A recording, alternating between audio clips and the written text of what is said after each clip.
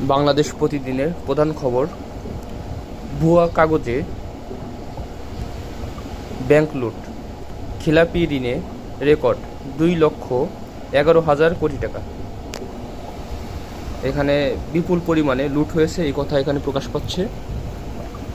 এরপর প্রথম বাংলাদেশ প্রতিদিনের আরেকটি প্রধান খবর রয়েছে, ভুল ত্রুটি ধরিয়ে দিন, মুক্ত গণমাধ্যম চাই বললেন ডক্টর ইউনূস। এখানে তিনি সংবাদ মাধ্যমের অবাধ স্বাধীনতার কথা বলেছেন। এরপর প্রধান খবর রয়েছে, স্বর্ণ চোরা কারবারির দিলীপ গ্রেপ্তার। দিলীপ স্বর্ণ চোরা কারবারি ছিল বিশাল আকারে, তিনি গ্রেপ্তার হয়েছেন।